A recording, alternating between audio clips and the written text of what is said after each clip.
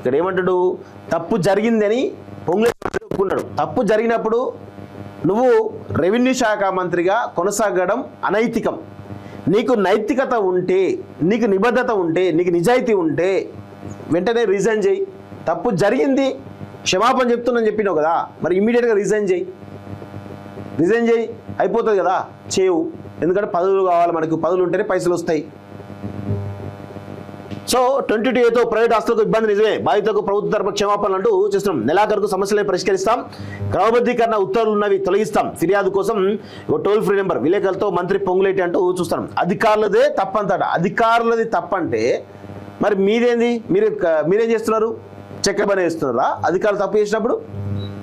నిజంగానే అధికారులు తప్పైంటే ఇప్పటివరకు ఆగుతారు వీళ్ళు. మరి ఇప్పుడు అధికారులు తప్పు అయితే పొంగులేటి శ్రీనివాసరెడ్డి ప్రెస్ మీట్ పెట్టాడు, పెద్ద రచ్చ చేస్తాడు ఆయన. రేవంత్ రెడ్డి కూడా రచ్చ చేస్తాడు. ఇప్పుడు వాళ్ళ ఇద్దరి మధ్యలో గొడవలు ఉన్నాయి కాబట్టి రేవంత్ రెడ్డి వీరిద్దరు ఈ వర్గాలు నడుస్తా ఉన్నాయి. కానీ ఒకవేళ నిజంగానే అధికారులు తప్పు అంటే ఇప్పటి వరకు వాళ్ళందరినీ తీసిపడేస్తాడు. ప్రిన్సిపల్ సెక్రటరీ, రెవెన్యూ శాఖ ప్రిన్సిపల్ సెక్రటరీ కదా, మరి ఏం చేస్తుండే అది మైక్ మీద. సో ఇక్కడ జరుగుతున్నటువంటి విషయం మనం చూసినట్లయితే ఎంత దారుణంగా అంటే, ఇప్పుడు రేవంత్ రెడ్డి పొంగులేటి మధ్య జరుగుతున్నటువంటి విభేదాలు ఏవైతున్నాయో దాన్ని ఇక కప్పించడానికి ఈ డ్రామా ఆడుతున్నారు. సో అధికారులది తప్పని అనుకుంటే మరి అధికారులు ఎవరైతే కన్సర్న్ బాధితులరో మరి వాళ్ళందరూ ఎందుకు సస్పెండ్ చేయట్లేదు? ఒక ప్రిన్సిపల్ సెక్రటరీ, రెవెన్యూ శాఖ ప్రిన్సిపల్ సెక్రటరీ ఉంటారు, జాయింట్ సెక్రటరీ చాలా మంది ఉంటారు కదా. ఫస్ట్ మెయిన్ బాధితులు, మీ తర్వాత బాధితులు ఉన్నారో వాళ్ళని ట్రాన్స్ఫర్ చేయడం కాదు, సస్పెండ్ చేయండి చూద్దాం. అదొక్కటి చేస్తే మీ నిబద్ధత అర్థమవుతుంది. చేయగలుగుతారా? చేయలేరు, అది గుర్తుపెట్టుకోండి. సో ఇప్పుడు ఎవరు పొంగులేటి శ్రీనివాసరెడ్డి ఇప్పుడు అంతా అయిపోయిన తర్వాత, మొత్తం అయిపోయిన తర్వాత ఇప్పుడు వచ్చి డ్రామాలు ఆడుతూ ఉన్నారు. ఇది వీళ్ళ యొక్క పరిస్థితి. తప్పు చేసినప్పుడు తప్పు జరిగింది, క్షమాపణ చెప్పినావు కాబట్టి ఇమ్మీడియట్గా రిజైన్ చేయి. పొంగులేటి శ్రీనివాసరెడ్డి రాజీనామా చేయి నీ పదవికి. నీ నిబద్ధత ఏందో చూద్దాం.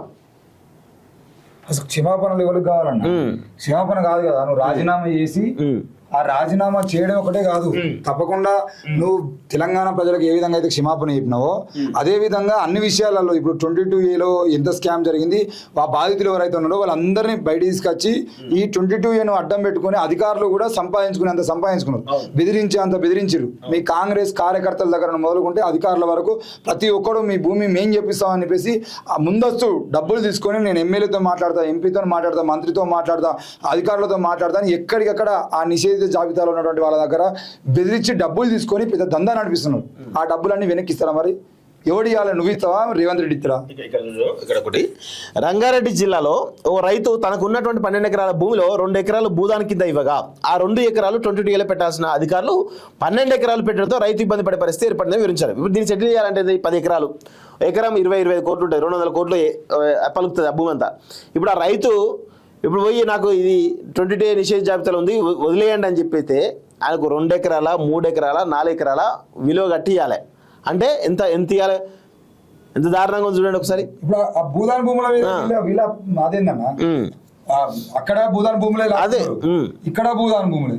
మళ్ళీ భూదాన్ భూములను మీరు ఎట్లా, భూదానికే ఇచ్చిన రైతు భూమిని మీరు ఎట్లా నిషేధిత జాబితాలో పెడతారు?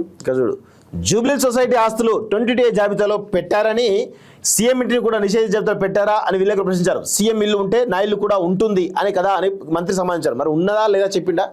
హరీష్ రావు చెప్తున్నాడు 22A ఉన్నది, సీఎం రేవంత్ రెడ్డి ఉందని చెప్పి హరీష్ రావు చెప్తున్నాడు కదా, ఉన్నది కదా, ఉన్నట్టే కదా. అంటే ఆయనది ఉంటే నాది ఉండదా? అంటే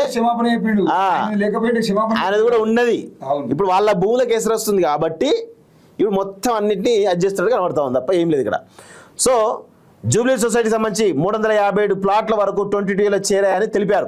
గతంలో సొసైటీ బైలా ప్రకారం లావాదేవీలు జరిగిన విషయం అధికారులు గుర్తించకపోవడం వల్ల ఈ తప్పిదం జరిగిందన్నారు. గతంలో సొసైటీ బైలా ప్రకారం లావాదేవీలు జరిగిన విషయం అధికారులు గుర్తించకపోవడం వల్ల ఈ తప్పిదం జరిగిందన్నారు.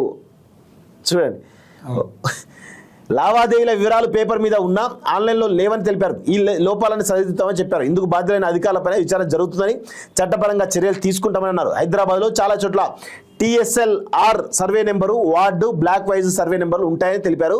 ఒకే భూమికి 2 సర్వే నెంబర్లు ఉండడంతో కొన్ని వివాదాలు ఉన్నాయన్నారు. ప్రభుత్వ ప్రైవేట్ భూములకు సంబంధించి సుమారు 1000 పార్సిళ్ల వరకు 22లో పెట్టారని వివరించారు. 2003 నుంచి ప్రభుత్వాల ప్రకారం ఇందులో కొన్ని భూములకు మినహాయింపులు ఉన్నాయని, అధికారులు ఆ మినహాయింపులు పట్టించుకోవాలని తెలిపారు. కోర్ పరిధిలో సుమారు 38,000 పార్సిళ్లు వివాదాల్లో ఉన్నాయని, జీవోలు, ప్రభుత్వ మెమోలు, ఇతర ఆదేశాలు ఉన్నాయని, ఉన్న వాటిని మంగళవారం సాయంత్రం లోపు తొలగిస్తామని చెప్పేసి ఏదో చెప్పుకుంటూ వస్తున్నాడు. కానీ 100% పెద్ద గోల్మాల్ అయితే జరుగుతుంది.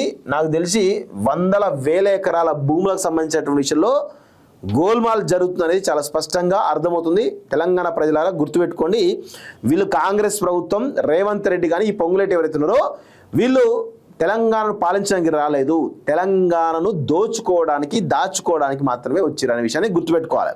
ఇంకొక విషయం కూడా గుర్తుపెట్టుకోవాలి, 10 సంవత్సరాల వరకు మనకు రెస్ట్రిక్షన్స్ ఉండే, ఏది ఉమ్మడి రాజధాని కాబట్టి ఈ భూముల విషయంలో కూడా కొన్ని రెస్ట్రిక్షన్ ఉండే. ఇప్పుడు 10 సంవత్సరాల తర్వాత పోయినాయి కాబట్టి విచ్చలవిడిగా వీళ్ళకు అడ్డు అదుపు లేదు, అడిగేటోళ్ళు లేడు కదా అని చెప్పేసి ఇష్టారీతిన దోచుకున్నట్టుగా కనబడతా ఉంది. అది గుర్తుపెట్టుకోవాలి. మనం దోచుకోవడానికి ఆంధ్ర లేడు కాబట్టి దోచుకోవాలి.